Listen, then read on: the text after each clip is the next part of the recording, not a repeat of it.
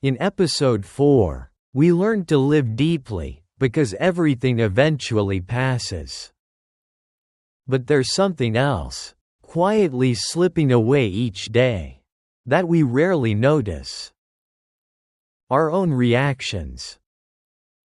Every time we get angry, speak too soon, or react on impulse, we give away the peace we've worked so hard to build within. That's why, in episode 5, we'll explore silence is strength, not weakness. Where calmness isn't about backing down, but about real inner power. When you stay silent, are you losing power, or taking it back? Picture this. You're in a meeting, or maybe a family dinner. Everything's fine. Until someone throws out a comment. Not entirely malicious, but sharp enough to sting. A little jab, a snide remark, a loaded glance. Your heart starts beating faster. Your face flushes. Your mind races with comebacks. I had to say something. I can't just let that slide. Your body tenses. The words are on the tip of your tongue. And then, boom, you react. Maybe with a sharp retort. Maybe a glare. Maybe that cold silence meant to cut. Whatever it is, it's out there now. And then what? Maybe you feel regret.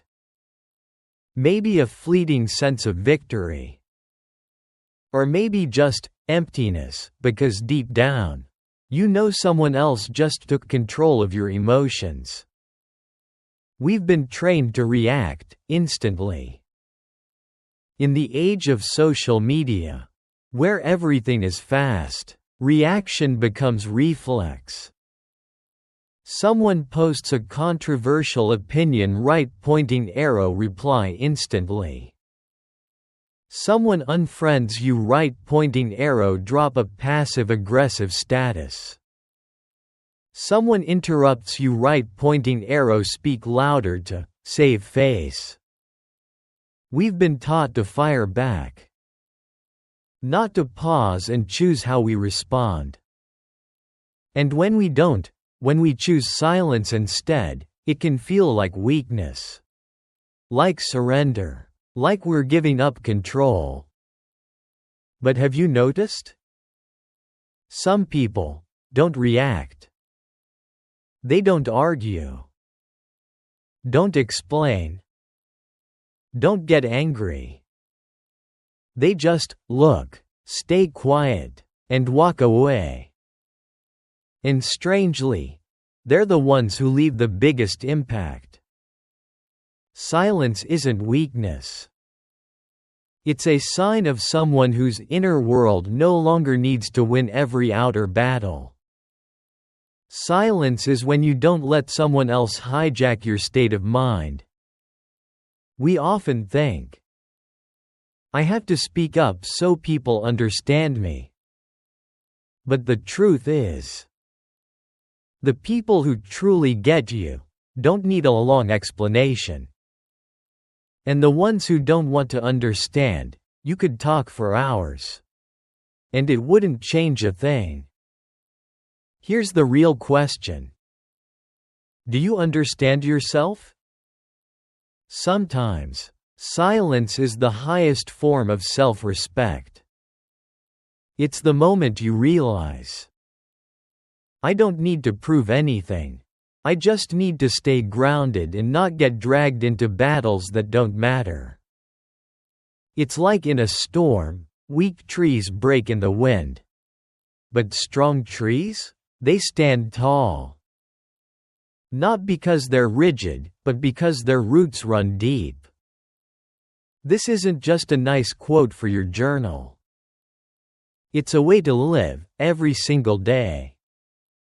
When you choose silence over drama, you're choosing to protect your energy for what really matters. When you choose to listen instead of react, you're honoring yourself enough not to be pulled by every emotional trigger. When you stay silent, it's not because you have nothing to say. It's because you know when it's worth speaking, and when it's just not. So maybe the real question isn't, is silence weakness? But rather, is silence a choice only the strong can make? In today's episode, we'll dive into that. Through the story of a corporate leader who learned the power of staying silent at the right time. Through the timeless wisdom of Stoicism, a philosophy that teaches us to master our reactions, not our circumstances. Through the difference between silence out of fear and silence out of strength. And finally, how you can practice intentional silence in a noisy, demanding world. Headphone, because maybe what you need right now isn't the perfect comeback. Maybe what you need is a moment of stillness. To truly hear yourself again. Are you ready? Then let's begin with part 1. The story of a man who learned to hold his silence, and in doing so, held on to himself. Part 1. The story. The CEO and the biggest anger of his life. His name was Nathan Cole, 38 years old. A rising entrepreneur once featured in Forbes's 40 Under 40, a list of top leaders under 40. Nathan was the founder of a cutting-edge tech company specializing in AI for healthcare. He led a team of over 300 employees and had built a company valued in the hundreds of millions. From the outside, Nathan's life looked like a dream. Success, power, intelligence, a loyal team behind him. But there was one thing even Nathan once struggled to control: his anger. It happened during a quarterly strategy meeting at the company's headquarters in San Francisco. This was a high-stakes meeting. All the department heads, key shareholders, and senior advisors were in the room. All eyes were on the screen as Nathan presented an ambitious expansion plan into the European market. The presentation had been meticulously prepared. Everything was going smoothly, until James, the COO and once Nathan's close friend, interrupted. Calm voice, sharp tone. I honestly question the feasibility of this plan. The data on the French market is incomplete. And frankly, I don't understand why we keep chasing Nathan's vision when the team itself is still unstable. The room froze. That wasn't just a difference of opinion. It was a direct hit on Nathan's leadership. Said out loud, in front of the people who controlled the company's future. No warning, no prior conversation, no context. Nathan's face flushed. His heart pounded. His hands trembled slightly. His mind raced with comebacks, ways to shut James down on the spot. To put him back in his place. But instead, Nathan said nothing. He looked at James, gave a small nod. Then turned to the group and said, "Thank you, James. I'll take the time to review the data again. If you have any suggestions to improve the plan, I'm open to hearing them." He ended his slide deck, and let silence fill the room. No one else spoke. But over the next few days, strange things began to happen. Some department heads who had previously sided with James quietly shifted their stance. They approached Nathan in private and admitted they didn't agree with how James handled it. One senior advisor told him, "The way you handled that moment, I respected you more than any time you've ever pitched to investors." Later, reflecting on it, Nathan shared, "That was probably one of the angriest moments of my life. But I realized, if I responded in that moment, I'd just be reacting to pain with more pain. Instead, I stayed silent. And that silence wasn't weakness. It was knowing that real power isn't about having the last word. It's knowing when not to speak at all." Word spread around the company. Over time, the culture of instant reaction began to shift. A new habit formed: pause before you respond. Nathan became more than a CEO, he became a symbol of calm leadership. And that calmness helped carry the company through future storms, financial risks, PR crises, strategic conflicts. The lesson here isn't always stay silent. It's this: when you know you're being provoked, and you still choose calm, you're reclaiming control from those who try to take it. When you don't react on impulse, you don't let others dictate your mood or your words. You're not giving up power. You're taking it back. Headphone. And now, let's go deeper. Is silence always strength? Or can it sometimes be a form of avoidance? Let's explore that in Part 2, where we clearly draw the line between silence to escape and silence to lead. Part 2 Analysis: Silence to escape versus silence to lead. Have you ever been so angry with someone that you couldn't say a single word? You stayed silent, not because you were calm, but because you didn't even know what to say. Because you were too hurt, too mad, too overwhelmed. You didn't reply to texts, didn't answer emails, avoided seeing them. You just shut down. To someone watching from the outside, it might have looked like you were keeping your cool. But you knew the truth: inside, you were anything but peaceful. That's not silence for control.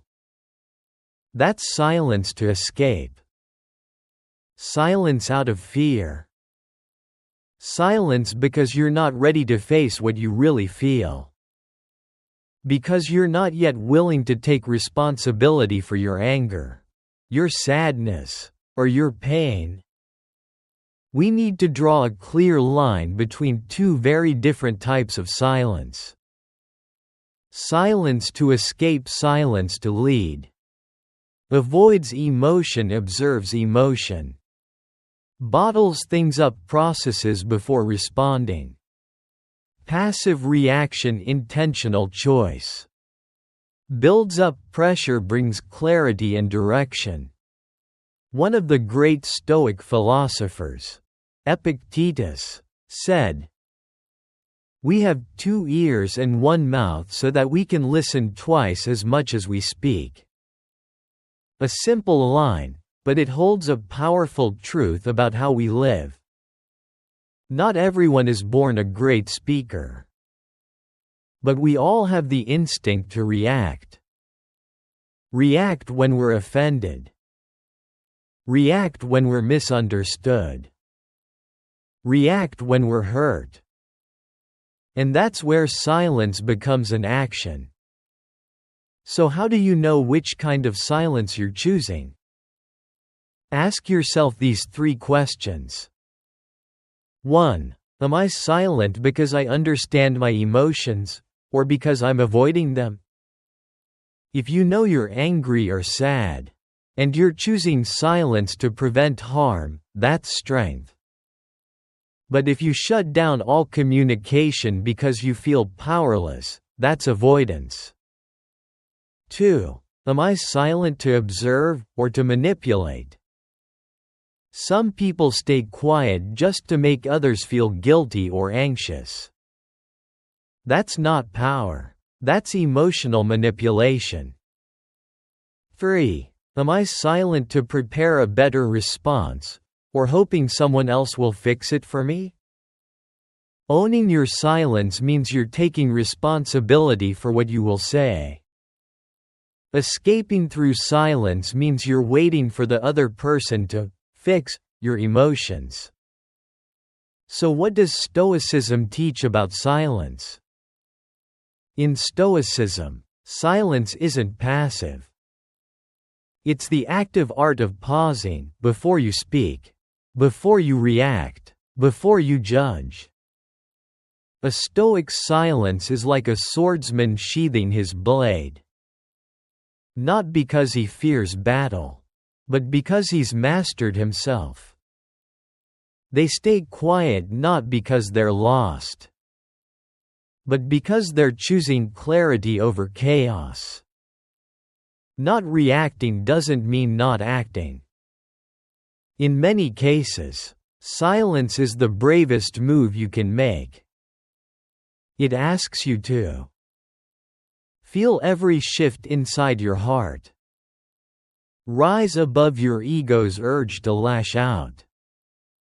Sit with the discomfort, and turn it into wisdom. Here's a simple, real-life example. You're in a fight with your partner. They say something really thoughtless, something that stings. Your chest tightens. Your fists clench. You want to say, "What's that supposed to mean? You always do this."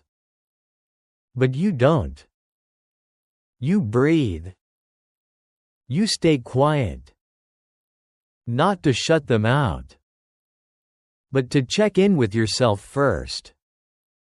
You take 10 minutes, 30 minutes, maybe the whole night, just to move through the emotion before reacting to it. The next morning, you come back and say, "Last night, I felt hurt, but I needed time to understand that before saying something I'd regret." You didn't win the argument.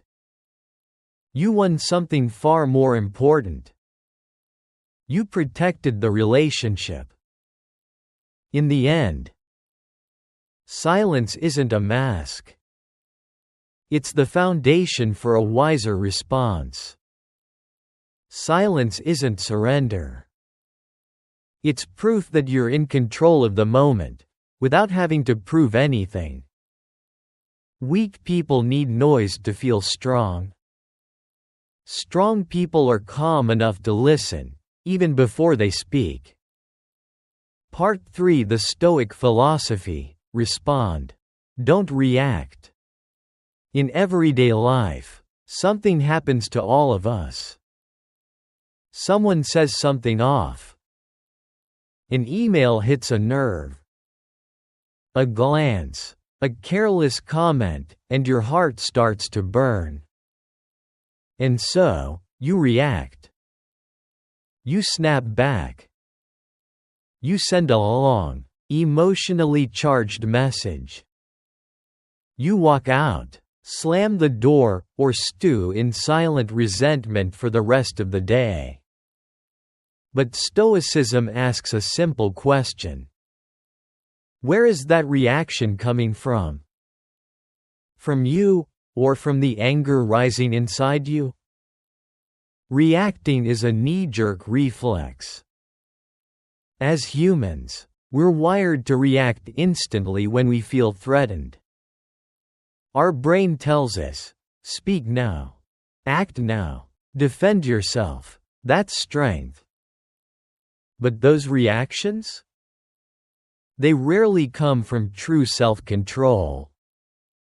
They come from ego, from fear.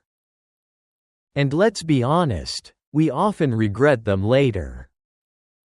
Think about the last time you spoke too quickly.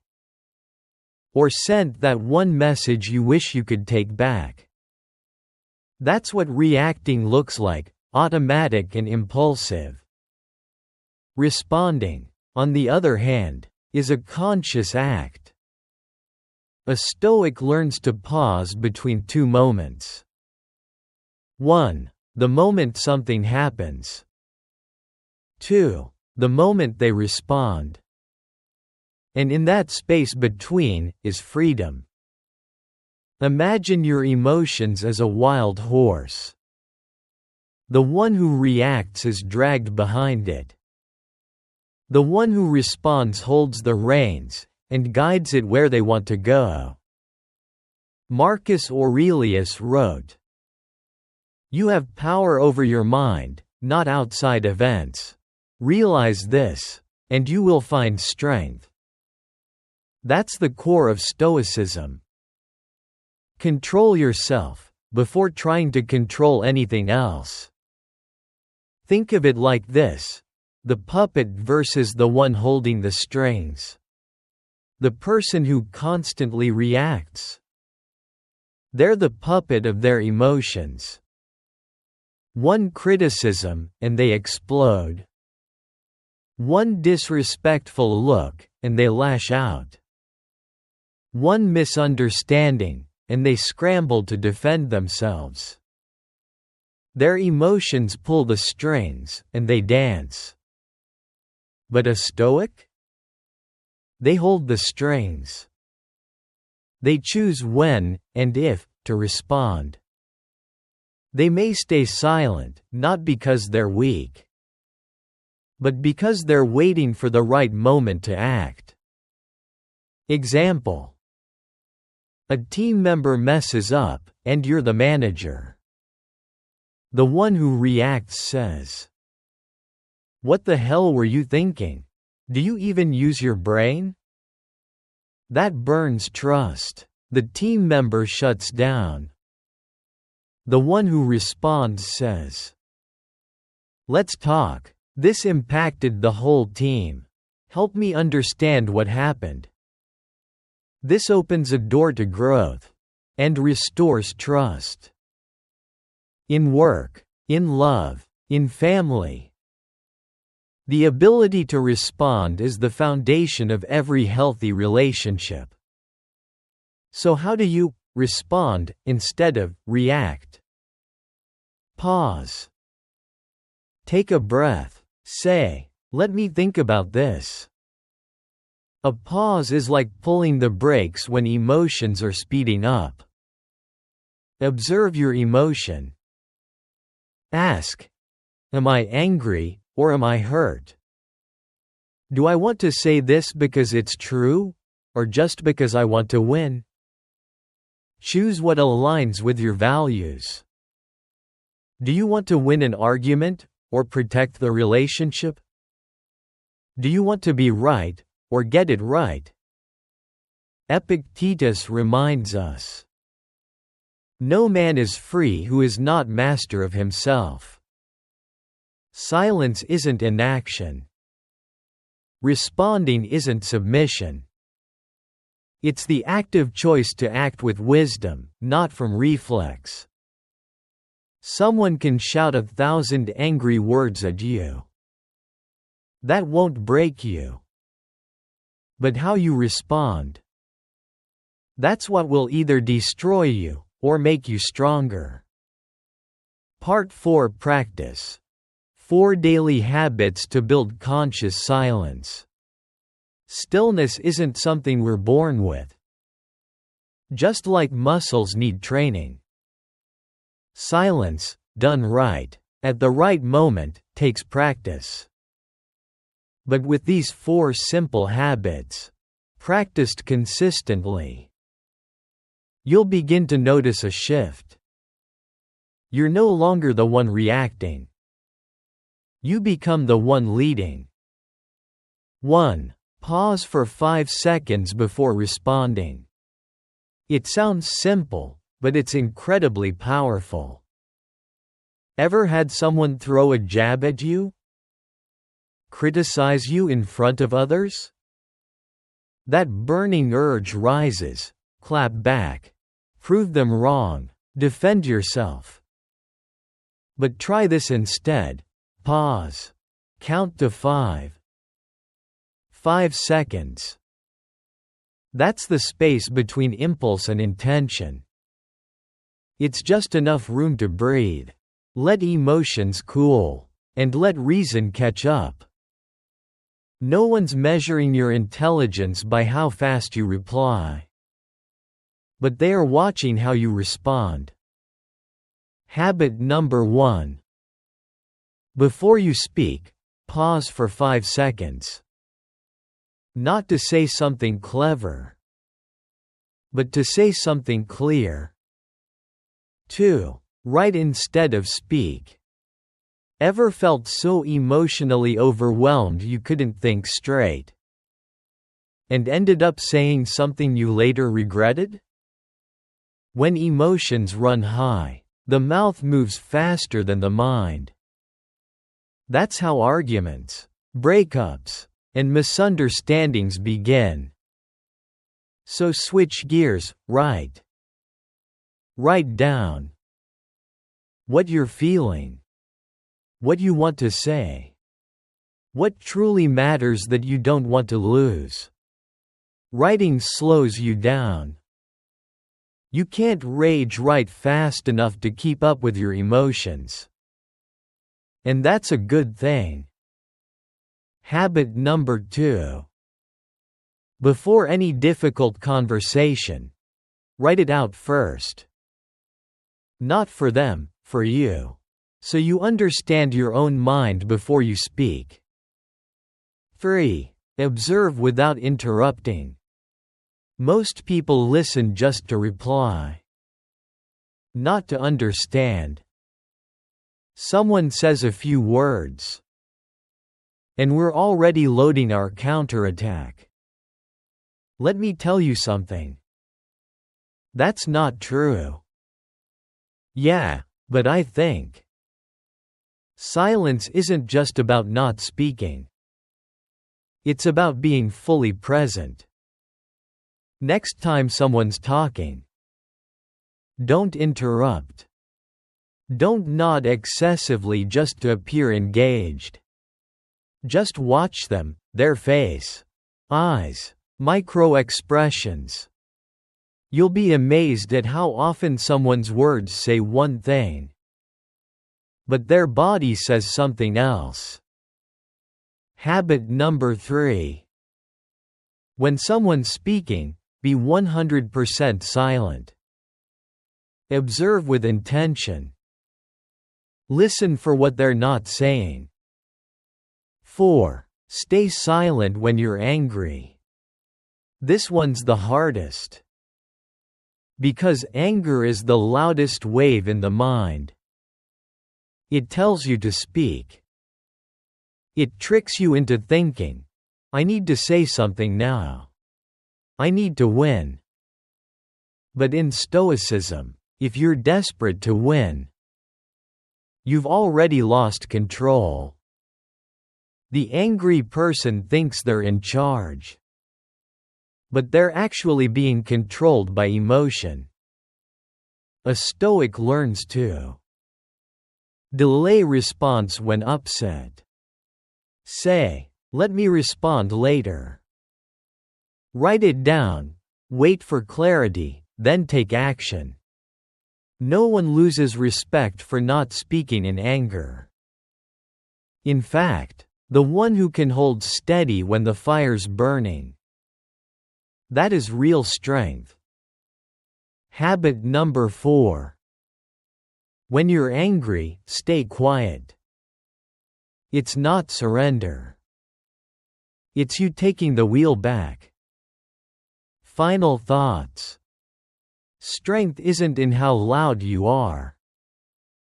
It's in how deeply you're heard, without ever needing to raise your voice.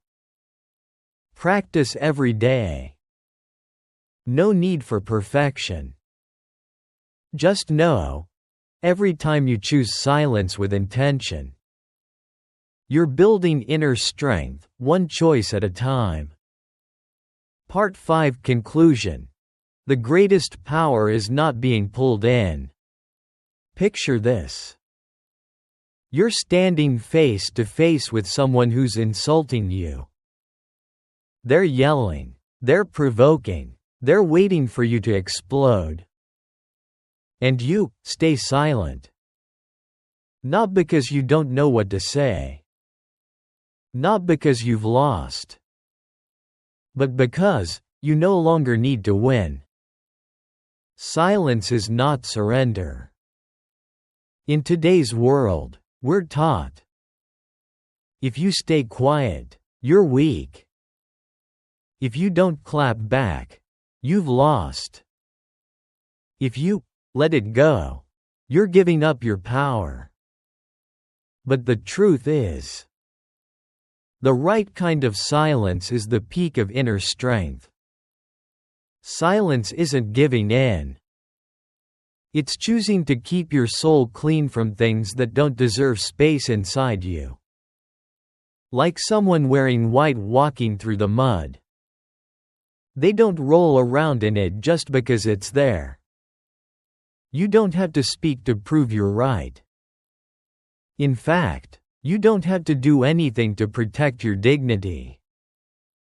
The truth is still the truth, even if you don't defend it. And a lie is still a lie, even if you don't correct it. Your reaction doesn't change the facts. But it can steal your peace. And that's not a price worth paying. A final story. The father and the angry child. Let's close with a simple, everyday image. A father is sitting in a park. His 6-year-old child suddenly screams, "You're the worst, I hate you." People turn, there's judgment, pressure. But the father just bows his head. He doesn't say a word. A few moments later, the child bursts into tears. "I'm sorry, Dad, I didn't mean it." Only then does the father gently hold his child close. Later, he shared, "One thing I've learned from Stoicism. Not every emotion needs a reaction. Some things, you just don't add fuel to, and they'll burn out on their own." The greatest power, not being pulled in. You can't control what others say or do. But you can choose who you are in that moment. A puppet to emotion? Or a master of your mind? When you're not pulled by anger, fear, or pain, you are free.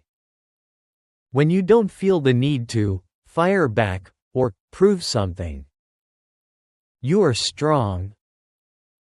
Silence is the quiet voice inside that says, "You've outgrown this." Outgrown the ego's need to win.